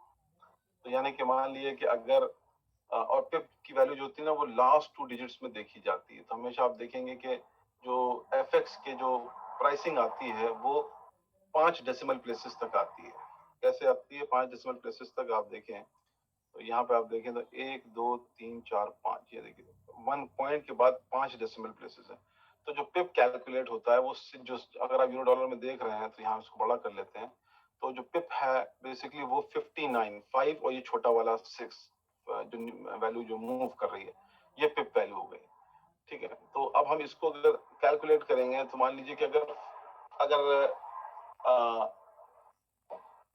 लास्ट के 2 डिजिट मूव होते हैं, ठीक है ना, मान लीजिए 35 से ये 40 हो गया, ठीक है, करंट प्राइस 1.18235 है, अब वो मूव होके 1.18240 हो गई। तो उसका मतलब जो टेक्निकल वर्ड आप यूज करेंगे वो ये करेंगे कि मार्केट 5 पिप मूव की, क्योंकि लास्ट 2 डिजिट के अंतर को आप देखेंगे, डिफरेंस को, और आप कहेंगे 5 पिप मूव की। इसका मतलब ये हो गया कि 5 पिप इज इक्वल टू 0.05 सेंट, यानी 5 सेंट का मूवमेंट जो है वो ट्रेड के एंड प्राइस के अंदर हुआ। इस तरीके से फिर वैल्यू कैलकुलेट होगी। जहां तक सबको सब चीज क्लियर है, ये सब हमने पूरा रिकैप कर लिया है। उसके आगे जो ना वो थोड़ा सफर टाइट है, तो आप लोग इसको हम लोग आगे कंटिन्यू करते हैं, राइट। अब हम लोग आते हैं बहुत मेन पार्ट, जो उसके बाद एक ट्रेडिंग का है, वो है एनालिसिस का पार्ट। कि जब आप एक्चुअल में ट्रेडिंग करने आ रहे हो प्लेटफॉर्म के ऊपर, तो जो चीजें आपको चाहिए हैं, जो इम्पोर्टेंट एलिमेंट्स हैं ट्रेडिंग के, उन इम्पोर्टेंट एलिमेंट्स को अगर आपको समझना है, ठीक है, तो आपको एनालिसिस करना आना चाहिए ट्रेडिंग में। और हर एफएक्स के अंदर रूल ऑफ थंब ये है कि अगर आप जब भी ट्रेड करना चाहते हैं, खुद से ट्रेड करना चाहते हैं, तो आपको technical analysis, fundamental analysis and sentimental analysis, ये तीन चीजों का एनालिसिस आपको आना चाहिए, आपको करना ही चाहिए। क्योंकि जितने भी एफएक्स के पेयर्स हैं, ये एक रियल टाइम पेयर्स हैं, जो कि पूरी दुनिया के मूवमेंट पे चल रहे हैं, ठीक है। ये कोई क्रिप्टो नहीं है जहां पर हर बंदा अपना कॉइन चला रहा है और वो कॉइन उसकी कम्युनिटी के जो ना परसेप्शन पे बेस्ड है। एफएक्स पूरी दुनिया के ग्लोबल प्रोडक्ट है, एक ऐसा प्रोडक्ट है जो सेंट्रल बैंक से, इकोनॉमी से, कंट्री से, परसेप्शन से जुड़ा हुआ है। तो उसके लिए ये तीनों एनालिसिस करना बहुत जरूरी है। इन टोटलिटी अगर हम देखें, तो मैं ये कहूंगा कि अगर आप एफएक्स के अंदर सीरियसली अपना करियर बनाना चाहते हैं और आप अच्छे ट्रेडर बनना चाहते हैं, तो इसको एज अ बिजनेस लेना पड़ेगा, एज अ सीरियस नोट पे, कि खाली ये सोच के कि सिग्नल मिल जाएंगे और हम सिग्नल से ट्रेड कर लेंगे बहुत से लोग, या हम को कोई रोबोट मिल जाएगा तो हम कर लेंगे, ये सब एक एडवांटेजेस हैं, टूल्स हैं, जो आपको कहीं ना कहीं हेल्प करते हैं टू ट्रेड। लेकिन अगर आपको अच्छा ट्रेड करना है, if you want to really make money out of it, तो आपको एक चीज ये डेफिनेटली देखनी पड़ेगी कि उन सिग्नल्स की रिलायबिलिटी को, उन रोबोट्स की रिलायबिलिटी को देखने के लिए बहुत इंपॉर्टेंट है कि अगर आपको टेक्निकल एनालिसिस समझ में आती है, फंडामेंटल एनालिसिस आपने की है, सेंटिमेंटल एनालिसिस आपने जानी है, तो आप ये समझ जाएंगे कि जो सिग्नल भी आ रहा है वो सिग्नल कितना स्ट्रॉन्ग है। मेरे अपने एनालिसिस के हिसाब से ये बिल्कुल सही सिग्नल है या गलत सिग्नल है, ठीक है। अब इन तीनों एनालिसिस ने आपकी ये हेल्प कर दी कि उन सिग्नल को क्रॉस वेरीफाई कर दिया कि मेरा मार्केट सेंटिमेंट यही कह रहा है कि सिग्नल आज गोल्ड का आया है सेल करने पे, $1950 के ऊपर, तो मेरे हिसाब से बिल्कुल ठीक है, करना चाहिए, क्योंकि टेक्निकल और फंडामेंटल एनालिसिस ये कर रहा है। तो थोड़ा आके डिटेल में जानते हैं कि टेक्निकल, फंडामेंटल और सेंटिमेंटल एनालिसिस है क्या क्या चीज, ठीक है। टेक्निकल एनालिसिस जो होती है सर, वो एक फ्रेमवर्क है, एक स्टडी है, जो प्राइस मूवमेंट के ऊपर होता है। यानी कि हर एक प्रोडक्ट का एक ग्राफ है, उसके अपना कैंडलस्टिक है, बार चार्ट है, लाइन चार्ट है, एक डेटा आपको नजर आता है। अगर MT4 पे आप देखोगे तो MT4 के ऊपर आपको हर एक प्रोडक्ट का एक चार्ट नजर आ रहा है, ठीक है। आप ये देखो, ये पूरा चार्ट है, और ये हर ब्रोकर ये चार्ट प्रोवाइड करता है, क्योंकि इसके पीछे ब्रोकर ने पूरा डेटा हिस्ट्री डाल रखी है, ठीक है ना। और ये डेटा हिस्ट्री जो है वो पूरा पैटर्न डिस्क्राइब करती है एक प्रोडक्ट की। अगर आप उसके अंदर यूरो डॉलर को सिलेक्ट कर लोगे, तो आपको पूरा यूरो डॉलर का पूरा पैटर्न हिस्ट्री दिखा देगी कि कौन सा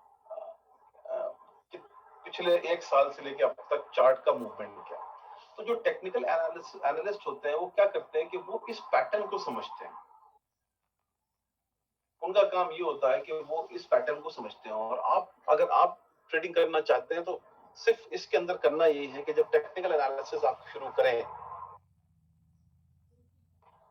तो टेक्निकल एनालिसिस के अंदर में आपको सिर्फ चार्ट का एक पैटर्न को देखना है कि मैंने 3 महीने का चार्ट देख लिया या 6 महीने का चार्ट देख लिया, और उस 6 महीने के अंदर मैंने एक पैटर्न देखा। वो भी मैं आपको आगे बताऊंगा आपने कि उस पैटर्न को भी कैसे देखना है, कैसे समझना है, लेकिन अभी तो मैं बेसिक्स बता रहा हूँ कि टेक्निकल एनालिसिस के अंदर आप वो पूरे पैटर्न को देखते हैं कि कितनी बार ग्राफ नीचे गया, कितनी बार ग्राफ ऊपर गया, कितने पिप्स नीचे आया, कितने पिप्स ऊपर गया। बहुत सारे टूल्स हैं इन ग्राफ के अंदर में जो आपकी हेल्प करते हैं ये डिफाइन करने में कि ग्राफ में प्राइस ड्रॉप कब हुआ, प्राइस अप कब हुआ, और उसके ऊपर आप क्या करते हैं, सिर्फ लाइन बनाते जाते हैं और उसके बेसिस पे आप एक टेक्निकल एनालिसिस अपना करते हो कि मार्केट में मूवमेंट किस तरीके का जा रहा है, पैटर्न, पहली बात ये पैटर्न कैसा बन रहा है, और उस पैटर्न के बेसिस के ऊपर आप फिर फंडामेंटल एनालिसिस करते हो। तीनों इंटरकनेक्टेड है। पहले आपने टेक्निकल एनालिसिस किया, आपने देखा पैटर्न पैटर्न जो ना ऊपर नीचे ऊपर, लेकिन लास्ट 2 वीक का पैटर्न, 3 वीक का पैटर्न जो है सेल की तरफ जा रहा है ना, लोग गोल्ड सेल कर रहे हैं, सेल कर रहे हैं, सेल कर रहे हैं। तो अब आप ये सोचोगे कि क्या गोल्ड बाय की तरफ जा सकता है। एक तो आपने टेक्निकल एनालिसिस से समझा कि पॉसिबली नहीं जा सकता, एटलीस्ट अनदर 3-4 दिन और। अब वो 3-4 दिन और क्यों नहीं जा सकता, उसको पुख्ता करने के लिए आपने फंडामेंटल एनालिसिस किया। और फंडामेंटल एनालिसिस में आपने क्या किया कि आपने जो फैक्टर्स गोल्ड की प्राइस को हिलाते डुलाते हैं वो है डॉलर। तो आप डॉलर के पीछे जाएंगे और डॉलर की थोड़ी सी हिस्ट्री देखेंगे, थोड़ी सी हिस्ट्री नहीं बल्कि आप उसका करंट पैटर्न देखेंगे। इलेक्शन होने वाले हैं यूएस के अंदर में, सेंटिमेंट क्या बना है कंट्री के अंदर, लोग डोनाल्ड ट्रंप को वोट देंगे या लोग जो बाइडेन को देंगे। ठीक, अब वो ट्रेंड एनालिसिस आप वहां पर सिर्फ न्यूज से कर रहे हैं। फंडामेंटल एनालिसिस जो है वो टोटल न्यूज बेस्ड है कि आपको सिर्फ ये न्यूज पकड़नी है डिफरेंट सोर्सेज से, चाहे ब्लूमबर्ग हो, चाहे वो डाउ जोन्स हो, चाहे वो थॉमसन राउटर्स हो, बहुत सारे जो ना अलग अलग सोर्सेज हैं। गूगल पर सर्च करेंगे तमाम मिल जाएंगे, मिलियंस आ जाएंगे।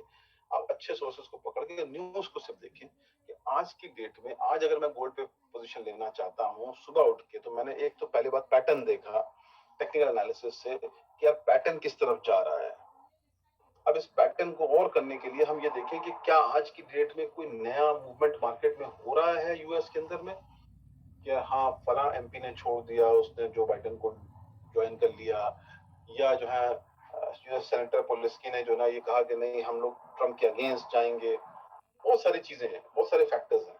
तो वो आपको एक इस उस पे ले आते हैं कि क्या होने वाला है नेक्स्ट। एक तो ये है फंडामेंटल एनालिसिस के अंदर, खाली ये नहीं है कि खाली इलेक्शंस चल रहे हैं। इलेक्शन एक मेजर पार्ट है जिसकी वजह से डॉलर का मूवमेंट ऊपर नीचे बुरी तरह होगा, लेकिन उसके साथ साथ और भी चीजें हो रही हैं, उसके बारे में भी कैचअप करना है कि क्या चल रहा है। इतने वायलेंस चल रहा है यूएस के अंदर में, इतना जो ना डिस्क्रिमिनेशन चल रहा है लोगों के बीच में, उससे क्या फर्क पड़ रहा है ओवरऑल इकोनॉमी के ऊपर। कोरोना से क्या इफेक्ट पड़ रहा है ओवरऑल इकोनॉमी के अंदर में। टर्की के रिलेशनशिप यूएस से खराब हो रहे हैं, उससे क्या ओवरऑल वो पड़ रहा है, इम्पैक्ट पड़ रहा है। तो कहीं ना कहीं वो आप जब उसका रिसर्च करोगे कि आप फंडामेंटल एनालिसिस गोल्ड के अराउंड या डॉलर के अराउंड, तो आपको नई नई चीजें मिलेंगी जो जो लास्ट 24 आवर्स में हुई हैं, जिसने डॉलर के को कहीं ना कहीं या तो अप्रिशिएट किया या डिप्रिशिएट किया। उसके बेसिस पे आप ये समझ में आपको आएगा कि अब ये गोल्ड का पैटर्न जो जा रहा है सेल साइड, इसका मतलब ये सही जा रहा है, ये गिरेगा गोल्ड। तो हम यहाँ से गोल्ड को या तो बाय करना शुरू कर लें या सेल करना शुरू कर लें। ठीक, तो ये हो गया आपका फंडामेंटल एनालिसिस। ठीक है, तो फंडामेंटल एनालिसिस के अंदर में जियो पॉलिटिकल और इकोनॉमिकल सारी चीजें आप जो ना वो देखते हो। ठीक है, और टेक्निकल एनालिसिस के अंदर में आप ये सारे ट्रेंड्स को आप देखते हो कि कि कहाँ पर ये लाइंस आप जब बनाते हो तो आप देखते हो कि कहाँ कितना कौन सा जो ना बार बार जो ना वो शो कर रहा है, कौन सा बार किसको जो ना टॉप रेंज पे टच कर रहा है, उसके बाद मार्केट नीचे जा रही है, फिर मार्केट दोबारा उठ रही है। तो आपको ये समझ में आ रहा है कि एक कंसिस्टेंट मार्केट थी, फिर नीचे गई, उसके बाद कुछ हुआ बीच में यहाँ पर जिसकी वजह से मार्केट ने फिर ऊपर शेप अप लिया। ठीक है, इसका मतलब, और ये जो जैसे ये जो आप इमेज देख रहे हो, जैसे इसमें ये जो डाउन दिखा रहा है, ये कहीं ना कहीं तभी होता है जब मार्केट के अंदर में कोई ना कोई ऐसी चीज होती है, कोई बड़ा इवेंट होता है जो उस टाइम किसी भी प्रोडक्ट की प्राइस को ऊपर नीचे शैटर करता है। अगर हमने यूरो डॉलर के केस में फॉर एग्जांपल किया, तो ये पैटर्न दिखा रहा है नीचे डॉलर गया इसलिए क्योंकि उस टाइम कोई ना कोई ऐसा इंसिडेंस हुआ मार्केट के अंदर में जिससे वॉलेटिलिटी आई और लोगों का कॉन्फिडेंस गिरा और डॉलर की प्राइस गिरी। लेकिन उसके दूसरे पल जो है कोई ऐसी बात हुई कि उसको कॉम्पेंसेट करने के लिए कोई आगे आया, कुछ प्रेसिडेंट ट्रम्प ने कुछ कहा या उनकी उनकी जो है ना क्या कहते हैं टीम ने कुछ कहा, वो कॉन्फिडेंस रीबिल्ड हुआ और फिर मार्केट वापस से ऊपर गई। तो ये सारी चीजें जो है ना वो अंडरस्टैंड करना जरूरी है, ठीक है ना। अगर अच्छी इकोनॉमी होगी तो प्राइस हमेशा ज्यादा अच्छी होगी, अगर पुअर इकोनॉमी होगी तो लोअर करेंसी वैल्यू होगी। अब इंडिया के केस में आज देखिए कि इकोनॉमी नीचे गिरती जा रही है दिन ब दिन, एक डिफरेंट स्टेज पे चली गई। आज का जैसे हमने न्यूज पढ़ा तो आज मैं न्यूज देख रहा था कि यूएस ने जो है ना वो इंडिया को के टूरिज्म को 4 रेटिंग दी, जो कि कभी इंडिया को नहीं मिली आज तक। इसका मतलब ये होगा कि इंडिया जो है वो 4 रेटिंग का मतलब ये हो गया कि India falls into the category of Iran and Syria and Pakistan, जो कि कभी भी इंडिया ने टच नहीं किया हो। अब इसका मतलब ये हो गया कि इंडिया की करेंसी की वैल्यू गिरेगी, और क्योंकि अगर टूरिस्ट अगर इस न्यूज को पढ़ेंगे कि अगर इनको रेटिंग जो है वो ओवरऑल टूरिज्म जो है ना वो जो बॉडी है उसने दी है, इसका मतलब ये कि इंडिया के अंदर सेंटिमेंट्स अच्छे नहीं है, ठीक है। इसका मतलब ये हो गया हम it's a risky place to go for tourism right now. तो क्या होगा फिर, ऑब्वियसली जो जो फॉरेन डायरेक्ट इन्वेस्टमेंट आता है या जो लोग टूरिस्ट ट्रैवल करते हैं, जब वो अपने डॉलर बेचते हैं और आईएनआर खरीदते हैं, buying buying buying buying buying. But tourism एक ऐसी इंडस्ट्री है जो बाइंग पैटर्न मैसिव खड़ा करती है। हर बंदा करेंसी लेके आ रहा है, बेच रहा है, और वो इंडियन करेंसी खरीद रहा है, अपनी बेच रहा है, इंडियन करेंसी खरीद रहा है। तो टूरिज्म जो होता है वो एक इकोनॉमी को एक नेक्स्ट लेवल पे खड़ा कर देता है। India itself is a very big tourism country, right. तो अगर मान लीजिए उसकी जो ना इस रेटिंग के ऊपर ऐसी बात आती है जिसके लिए जो ना सारे मिनिस्टर्स उठा रहे हैं आवाज कि यह नहीं होना चाहिए, कभी नहीं मिली रेटिंग, इन्होंने रेटिंग कैसे दी। बट उस टाइम के लिए वो सेंटिमेंट गिर गया मार्केट में। तो उसका मतलब ये हुआ कि अगर डॉलर आईएनआर पे ट्रेड हो रहा होगा तो आईएनआर लोग बाय कर लेंगे, क्योंकि उनको पता है कि अब इसकी वैल्यू और डिप्रिशिएट हो रही है, ठीक। या लोग ये सोचेंगे कि मैं डॉलर बेच दूं, आईएनआर खरीद लूं, क्योंकि ये गिरेगा, उसके बाद हो सकता है कि ये जो रेटिंग है इसको अगर रिवोक कर दिया गया और वापस से उसी रेटिंग पे आ गए तो अप्रिशिएट करना शुरू हो जाएगा, क्योंकि इमेज वापस रीबिल्ड हो जाएगी। तो हम फिर सस्ते में खरीदेंगे और महंगे में आईएनआर को बेचेंगे ऊपर जाकर। तो ये सारी जो फंडामेंटल एनालिसिस है, I think that is the key for trade. तो ये इतना कोई रॉकेट साइंस नहीं है, हर बंदा न्यूज पढ़ता है। फर्क इतना है कि ये एक बिजनेस है अपने में, इस बिजनेस को अंदर अपने लेने के लिए और उसमें पैसा बनाने के लिए ये मेहनत तो चलेगी भाई। अगर आपने ये मेहनत कर ली और ये हैबिट बना ली एवरी डे की, अब तो मोबाइल फोन के ऊपर कोई ऐसी चीज ही नहीं है कि आपको कोई अखबार वाले से वेट करना है, सुबह 6 बजे उठे हो अखबार वाला डाले फिर मैं पढ़ूं। अखबार में तो बहुत लिमिटेड न्यूज होगी, लेकिन फोन के ऊपर तो अनलिमिटेड न्यूज है। तो अब जितना आप इसको डिटेल में समझेंगे, जितना आप लोग इसके ऊपर अपना मेहनत करेंगे, इस न्यूज को एम्बेड करेंगे, उतना एफएक्स जो है वो आपके लिए इजी होता जाएगा ऑटोमेटिकली, क्योंकि फिर इन न्यूज को समझने और इन एनालिसिस के ऊपर आप अपना एक बहुत सॉलिड परसेप्शन बिल्ड करना शुरू कर लोगे, और एक टाइम ऐसा आएगा कि आपके एक्सपीरियंस जो है वो आपको खुद ब खुद ये बताएगा कि मेरा अब भी परसेप्शन ये है कि अब आपके पीछे माइंड में ये चीज एम्बेड हो गई कि आपने अगर एक प्रोडक्ट पकड़ लिया गोल्ड, आपको पता चल गया कि गोल्ड का पैटर्न मेरे दिमाग में बैठ गया कि पिछले 6 महीने में गोल्ड कहाँ ऊपर नीचे दाएं बाएं गया और क्या होने वाला है मार्केट के अंदर में, तो गोल्ड की नई पोजीशंस क्या होगी। Just simple. तीसरा और लास्ट एनालिसिस होता है ना वो सेंटिमेंटल एनालिसिस होता है। सेंटिमेंटल एनालिसिस क्या होता है कि ट्रेडर्स जो हैं जितने भी दुनिया भर में हैं, जो कि बड़े बड़े ट्रेडर्स हैं, उसमें बहुत बड़ी कंपनीज भी हैं, इंडिविजुअल लोग भी हैं, बहुत सारे लोग हैं, जब वो सारे लोग बेसिकली एक डायरेक्शन में खड़े हो जाते हैं, उनका सब अपना एक सेंटिमेंट बना लेते हैं कि नहीं बाय पैटर्न ही है, ठीक है। तो आपको वो एनालिसिस भी करना होता है कि हर बंदे ने बाय की तरफ क्यों अपना जो ना वो दिमाग लगाया और हर आदमी उस पैटर्न पे क्यों खड़ा हुआ है कि गोल्ड अब बाय करना चाहिए। आज ये बाय मार्केट है, अभी फिलहाल सेल मार्केट नहीं है। ठीक, तो आप उस सेंटिमेंटल एनालिसिस को देखते हो, लेकिन उस सेंटिमेंटल एनालिसिस के पीछे हमेशा आप ये नहीं कि हर बंदा एक ही तरफ जा रहा है तो कुएं में जा रहा है तो मैं भी पीछे लग जाऊं, मैं गिर जाऊं कुएं में जा, ऐसा नहीं है। सेंटिमेंटल ये सही है कि जब हर बंदा एक डायरेक्शन में जा रहे हैं ट्रेडर्स, उसका मतलब उन्होंने अपना एनालिसिस किया हुआ है। दैट्स वेरी गुड कि आपको एक दिशा मिल गई कि अगर सारे इस तरफ जा रहे हैं कि गोल्ड की बाय मार्केट है और बाय साइड ही खड़ा होना चाहिए, तो आप वहां जाएं। लेकिन उस चीज को फिर से जो ना रिकन्फर्म करने के लिए अगर आप अपना खुद का फंडामेंटल एनालिसिस और टेक्निकल एनालिसिस साथ में रखेंगे, तो आपको सेंटिमेंटल एनालिसिस को गेज करना आसान होगा और आपको ये समझ में आएगा कि किस तरफ जा रहा है। ऐसा नहीं कि ट्रेडर अगर एक तरफ जा रहे हैं तो वो सही market, they might be 100% wrong.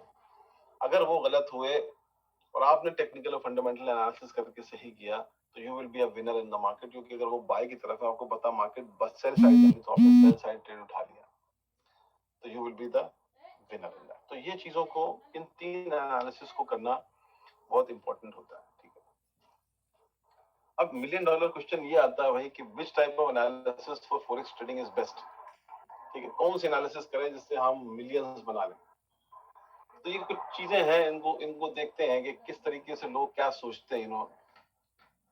कि let me give you an example of how focusing on only one type of analysis can turn into a disaster। यानी कि यहाँ पे मैंने ये कहा कि अगर आप किसी एक पर्टिकुलर एनालिसिस को करते हैं तो वो डिजास्टर की तरफ कैसे जाता है। और ये मेरा प्रैक्टिकल एक्सपीरियंस भी है कि जैसे कि लोगों ने एक चीज देख ली कि सिर्फ वो फंडामेंटल एनालिसिस कर रहे हैं या उन्होंने सिर्फ एक टेक्निकल एनालिसिस ही की और वो उसके बेसिस पे इतने कॉन्फिडेंटली ट्रेड कर रहे हैं, इवेंचुअली होता है ये कि they somewhere they just bump into something. Example लेते हैं, मान लीजिए कि आपने चार्ट देखा और आपने कहा एक बहुत बढ़िया, ये टेक्निकल एनालिसिस का हम लोग एग्जांपल लेते हैं। आपने एक चार्ट देखा और आपने कहा कि यार आज तो बहुत बढ़िया ट्रेडिंग अपॉर्चुनिटी है, बल्ले बल्ले सीधे निशाना पड़ेगा। फिर आप बहुत एक्साइटेड हो गए और आपने सोचा कि अब तो पैसे ऊपर से गिरेंगे क्योंकि हमें एग्जैक्टली सही मिल गया है कि इसी तरफ मार्केट जानी जानी।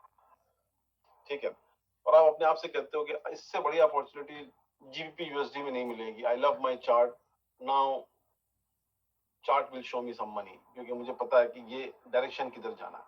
और आप क्या करते हो, आपने जीबी यूएसडी को बाय किया बहुत खुशी के साथ कि अब चलो ठीक है, दांत बाहर निकाल के कि अब ये जो हमने ट्रेड लिया, ये ट्रेड 100% जाएगा। और आपको बहुत से ट्रेडर ऐसे मिलेंगे जो इस तरीके की बड़ी कॉन्फिडेंटली बात करते हैं कि मैंने एनालिसिस कर लिया है, जीबीपी यूएसडी बाय पे जाना है, मेरे चार्ट ये कह रहे हैं, दस।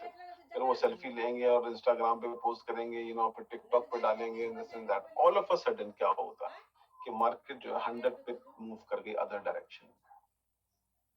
वो बाय पे जा रहा था और मार्केट सेल पे चली गई, 100 पे मूव कर गई। ठीक है, क्यों? क्योंकि उसने चार्ट का एनालिसिस तो किया। अब देखिए, चार्ट का एनालिसिस करके उसको पैटर्न पता चला कि पैटर्न क्या है, लेकिन उसको, और वो जीबीपी यूएसडी पे ट्रेड कर रहा है।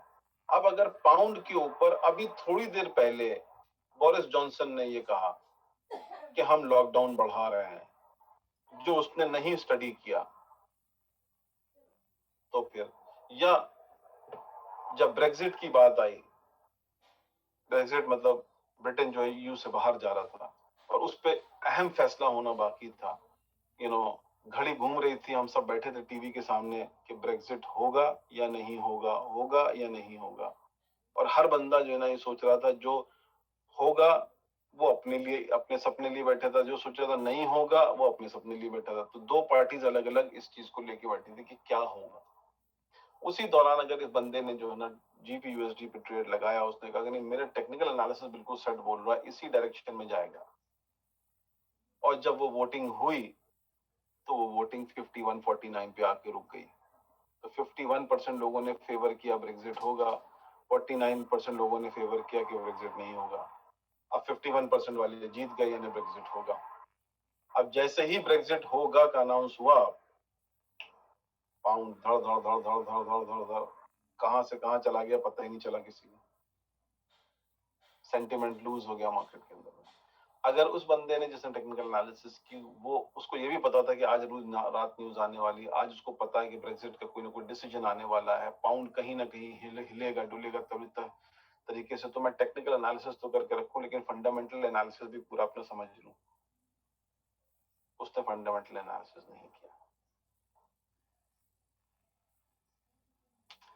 तो क्या हुआ कि उसने ये सोचा कि मैं क्यों देखूं कि ये क्या चल रहा है, मेरे तो चार्ट ये कह रहे हैं कि किधर पैटर्न जाएगा। Chart is not a real market pattern. और फंडामेंटल एनालिसिस जो होती है वो इंस्टेंट आती है मार्केट के अंदर में, और जब वो इंस्टेंट आती है और बाय द टाइम वो वेव मार्केट में जाती है, उसमें फ्रैक्शन ऑफ अ सेकंड का टाइम होता है, तब तक मार्केट मूव कर लेती है।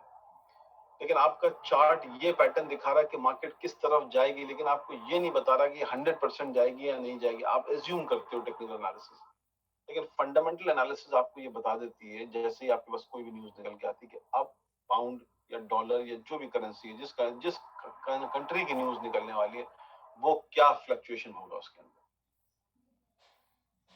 ठीक है ना। तो इस चीज को समझना बहुत जरूरी होता है कि आप हर चीज का एनालिसिस साथ में रखें। और ये जितना भी एनालिसिस की मैं बात कर रहा हूँ, these analysis hardly take 10 to 15 minute every day. अब इतना तो गपशप में उड़ जाती है बात, किसी को जो ना से व्हाट्सएप ही करते रहते हैं हम लोग बैठ के, लेकिन अगर आप इस बिजनेस पे सीरियसली काम कर रहे हैं, सीरियसली आना चाहते हैं, तो फिर ये इसके लिए इतना वक्त देना कोई बड़ी बात नहीं। इसमें करियर बन जाता है, लोग पैसे बनाने लगते हैं। जब आपको किसी भी प्रोडक्ट की सही कमांड पता चल गई, तो फिर यू नो, और एक ऐसे एग्जाम्पल हैं बहुत सारे जो कि हमारे मोयो के ऊपर भी हैं, जिसमें लोगों ने अपनी अपनी जो ना, हमारे पास दो टाइप के एग्जाम्पल है। हमारे पास अच्छे एक्सपीरियंस ट्रेडर भी हैं जो अच्छी ट्रेड कर रहे हैं, जिसमें से मैं सर्जियो को लाया था लास्ट टाइम। और इसलिए लाया था क्योंकि मैंने देखा वो बंदा 95% विनिंग ट्रेड लेता है, 5% उसकी लूजिंग ट्रेड होता है। जब उससे सवाल पूछे, जब उसकी कहानी समझी, तो वो यही कह रहा था कि मैंने बहुत ज्यादा टाइम से ट्रेड नहीं किया हुआ है, लेकिन जब मैंने इसको किया तो मैं बहुत सीरियस लेता हूँ इसको। और जब मैं ट्रेड करता हूँ, जब मेरा टाइम होता है ट्रेड करने का, तो मैं वैसे ही काम करता हूँ जैसे बंदा एक ऑफिस में काम करता है, या अपने बिजनेस के लिए दुकान जब खोलता है, दुकान में बैठता है, कोई भी वो हंसी मजाक नहीं होता या कोई भी फैमिली मैटर्स नहीं होते, बिजनेस करना है मुझे। Then I don't do anything, I lock my room, I study, I take technical analysis, I do fundamental analysis, I do sentimental analysis, फिर मैं ट्रेड लगाता हूँ। और इसीलिए मेरे ट्रेड जो है ना वो 95% विनिंग ट्रेड होती है, मुझे पता है पैटर्न क्या है। और जो शुरुआत उसने की, वो करते करते करते करते ऐसे स्टेज पर आ गया जहां उसके पास वो एक्सपीरियंस बिल्ट हो गया उन 4 करेंसी पेयर्स को लेकर जिसपे वो सिर्फ ट्रेड करता सुबह शाम। अब उसको उस पे मास्टरी हो गई उसकी। अब उसको दिमाग में समझ में आ गया, अगर वो फंडामेंटल एनालिसिस भी ज्यादा नहीं करेगा, वो टेक्निकल एनालिसिस भी ज्यादा नहीं करेगा, उसको फिर भी समझ आ जाएगी कि यार मूवमेंट कहाँ जाएगा मार्केट। ये कॉन्फिडेंस बिल्ट हो जाता है अपने आप। तो अगर आप सारे लोगों से, कोई भी लोग एफएक्स के अंदर में अपना करियर बनाना चाहते हो, एक अच्छा करियर, इसमें अच्छे पैसे बनाना चाहते हो, ठीक है ना, तो फिर इसको सीरियसली बैठ के लेना पड़ेगा। एक तो उसके अंदर ग्रीडीनेस बिल्कुल नहीं चलती है। अगर आपके अंदर ग्रीडीनेस आ गई कि नहीं यार आज मैंने पैसे बनाया और बनाता हूँ और बनाता हूँ, वो ले डूबती है। हर बिजनेस के अपने एथिक्स होते हैं, पेशेंस होता है, कॉन्फिडेंस होता है, डिसिप्लिन होता है। इस इस ट्रेड के अंदर में ये चारों चीजें बहुत जरूरी है। ग्रीडीनेस नहीं होनी चाहिए, डिसिप्लिन होना चाहिए, ठीक है, कॉन्फिडेंस होना चाहिए, अपने पर पेशेंस होना चाहिए, तब आप इस पे करते जो ना वो आरओआई को देखा तो ये समझ में आया कि टैलेंट कितना पड़ा है दुनिया भर के अंदर। लोगों को उस टैलेंट को सामने लाने के लिए प्लेटफॉर्म चाहिए, जैसे इंडियाज गॉट टैलेंट, वैसे ही एफएक्स के लिए basically copy trading platform is FX got talent platform. ये एक प्लेटफॉर्म है जहां पर हर बंदा अपना टैलेंट दिखाने आता है। तो यहाँ पर आपको, हमें ये समझ में आया कि क्या लोगों ने अपना करियर बना रखा और कितने कितने पैसे बना रहे हैं, और लोगों को कितने कितने इन्वेस्टर्स फॉलो कर रहे हैं बैठ बैठ के। तो इसलिए थोड़ा सा इन चीजों को हम लोग अगर सही तरीके से लेके चलेंगे, then I think it will be much better. तो आई थिंक हम लोग इतना ही रखते हैं आज, और ज्यादा नहीं जाएंगे। ऑर्डर्स जितने भी हैं ये बाय लिमिट, स्टॉप लिमिट, ये फ्रेश माइंड से समझने वाले हैं, क्योंकि it's very complicated little bit. तो हम लोग छोटा सेशन रखेंगे हमेशा, ताकि आप लोगों को जो पढ़ाया समझाया उसको आप देखें, समझें और आगे चल के लेके जाएं, ठीक है ना। तो बाकी जो है ना, डेवलपमेंट के पॉइंट ऑफ व्यू से सारी चीजें चल ही रही हैं, हम लोग कर ही रहे हैं। और आपको दिखाया कि आज हमने जो है वो ये सारे फीचर्स भी हम लोगों ने डाल दिए हैं, तो आप लोग उसको भी यूज करें। और यू नो नेक्स्ट सेशन में हम लोग कोशिश ये करेंगे कि क्वेश्चन एंड आंसर सेशन भी आपके साथ रखेंगे। जब मैं बचा हुआ मॉड्यूल पढ़ाऊंगा, दिखाऊंगा आप लोगों को नेक्स्ट टाइम में, तो हम लोग उस टाइम में हम लोग हाफ एन आवर का एक Q&A सेशन रखेंगे अपनी उर्दू हिंदी स्पीकिंग टीम के साथ, ताकि आप लोग खुल के जो सवाल आपको इस पर पूछने, जो आपको समझ में नहीं आए, वो हमसे आप पूछ सकते हैं, ठीक है ना। ओवर टू भावेश भाई। आई लव बॉक्स हाँ जी क्वेश्चन सर, संजू भाई थैंक यू इंडिया वेरी से। मच, थैंक यू वेरी बहुत मच। बहुत शुक्रिया कि आपने आपका बिजी टाइम निकालते हो हर रोज फॉर लास्ट वीकेंड हब से, और आप अपना 100% देते हो कम्युनिटी के लिए। और कहीं ना कहीं कम्युनिटी भी अप्रिशिएट करती है, चाहे 50 लोग आए, 25 आए, 100 लोग आए, लोग आ रहे, लोग अपना इंटरेस्ट दिखा रहे हैं। और हम भी चेक करते हैं, बहुत सारे लोग ऐसे जो हर रोज आते हैं। तो thank you for those who are थोड़ा अपना इंटरेस्ट दिखा रहे हैं एजुकेशन लेने में। तो जैसे एमजे ने बोला कि ये आपका एक बिजनेस है, मैं भी बोलता हूँ कि ये खुद का एक बिजनेस है। और हर एक को अपने बिजनेस के लिए थोड़ा वक्त कहीं ना कहीं निकालना पड़ता है। बिजनेस में अगर आपकी मास्टरी आएगी तभी तो आप सरवाइव होगे। अगर आपकी मास्टरी नहीं आएगी बिजनेस में तो सरवाइव नहीं होगे। कोई भी बिजनेस ऐसा नहीं है कि आप आओ ब्लाइंडली किसी के ऊपर ट्रस्ट करो और आप ये ले लो कि वो बंदा आपको कमा के दे देगा। ऐसा कोई बिजनेस नहीं है जहां पे आप ये कर सकते हो। हाँ, फॉरेक्स एक ऐसा है जहां पे आप 50% ट्रस्ट कर सकते हो ट्रेडर के ऊपर, लेकिन बाकी का 50% जो एनालिसिस है वो आपको ही करना पड़ेगा, आपको ही चेक करना पड़ेगा, क्राइटेरिया ये सब कुछ, ठीक है। तो आपको आपका भी 100% देना ही पड़ेगा इसके अंदर इवेंचुअली। तो आप उसको, और वो तभी आप दे पाओगे जब आप खुद का एजुकेशन बढ़ाओगे, खुद की नॉलेज बढ़ाओगे, तभी आप इसके अंदर एक फर्म डिसीजन ले पाओगे, ठीक है। अगर फर्म डिसीजन नहीं ले पाओगे तो लाइफ में कुछ नहीं होगा। तो इसलिए बहुत सारे यूट्यूब वीडियोस भी है, ठीक है। तो आप लोग आपके ऑफ नहीं आई है तो क्वेश्चन आप लिखिए। जैसे एमजे ने बोला कि नेक्स्ट टाइम जब हम सेशन करेंगे उसके अंदर Q&A रखेंगे, ताकि जिन लोगों का क्वेश्चंस है मोयो के रिलेटेड, एफएक्स के रिलेटेड, तो हम आपको उसके ऊपर पूरा डिटेल नॉलेज आपको दे, जिसमें अगर आपको कुछ समझ में नहीं आया है तो।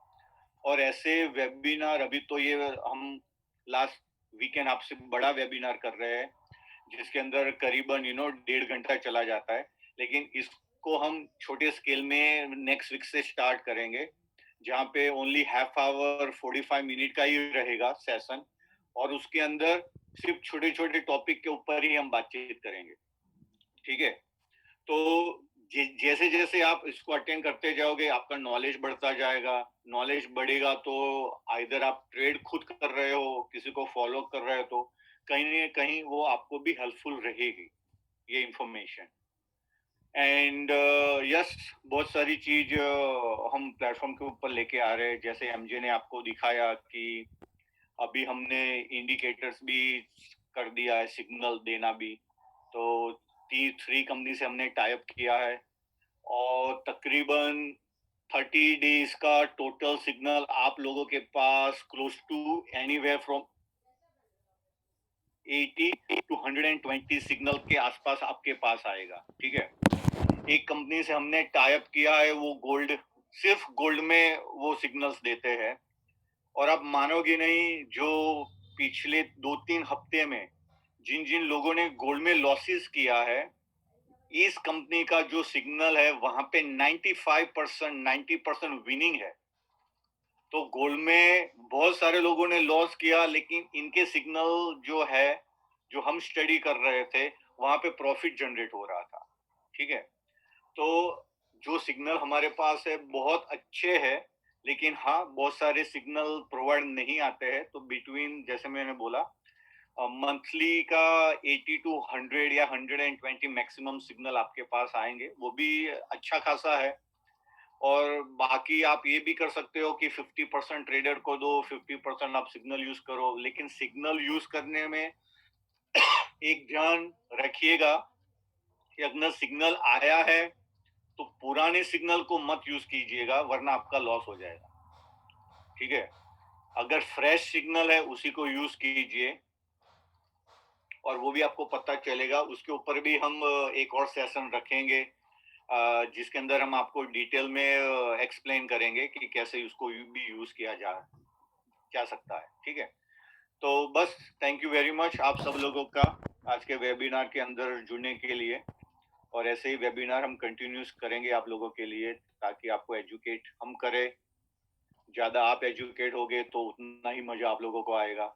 And thank you very much MJ for thank giving you very your much everyone. I love yes. books for I'm इसी Sundabai तरीके and से आप लोग thank you आते so रहें much धीरे धीरे for करके। हम नहीं चाहते कि ओवर बर्डन आप लोग पे करें लंबा सेशन करके, क्योंकि फिर लोग बोर होना शुरू हो जाते हैं, क्योंकि थोड़ा सा टेक्निकल चीजें हैं और थ्योरेटिकल चीजें हैं। तो स्लोली स्लोली चलते हैं ताकि डाइजेस्ट हो जाएं और लोग समझ जाएं। तो इसी तरीके से सेशन करते रहेंगे हम लोग एवरी नाउ एंड देन। हर वीक कर ही रहे हैं, हर दिन कर ही रहे हैं। जिनको इंग्लिश समझ में आती है वो हर रोज भी आके ज्वाइन कर सकते हैं। तो आपको और भी आज जो हम लोग थोड़ा सा इंग्लिश में आगे चल रहे हैं, हिंदी में पीछे चल रहे हैं, तो हम उसको कवर अप करेंगे धीरे धीरे। Thank you very much, stay safe sir. और मोयो को थोड़ा प्रमोशन करें, जितना हम लोग कर सकते हैं पुश। देखिए ये एक बहुत हार्ड कोर यूटिलिटी है बक्स की, बहुत अच्छी यूटिलिटी है, अनकंपेरेबल यूटिलिटी है। ये कोई भी क्रिप्टो करेंसी फर्म इसके ऊपर जल्दी आने वाली नहीं है। हम लोग जिस मार्केट में कूद गए इसको लेके, वो एक बिल्कुल कंप्लीटली अलग मार्केट है। वहां पर वो लोग सिर्फ काम कर रहे हैं जो क्रिप्टो में नहीं है, और वो है सिर्फ एफएक्स ब्रोकर। हम लोग पहले एफएक्स क्रिप्टो है जो कि कॉपी ट्रेडिंग प्लेटफॉर्म को एफएक्स में लेके उतरे हैं मार्केट में। तो ये बहुत अच्छी बात है, ठीक है। इसको हम जितना भी कर सकें प्रमोट अपनी कम्युनिटी के अंदर में, कम्युनिटी के बाहर, उतना ज्यादा हम लोग इसके अंदर करें, ठीक है ना। और let's see, let's hope for the best. Thank you very much once again, will speak to you. Good night everyone.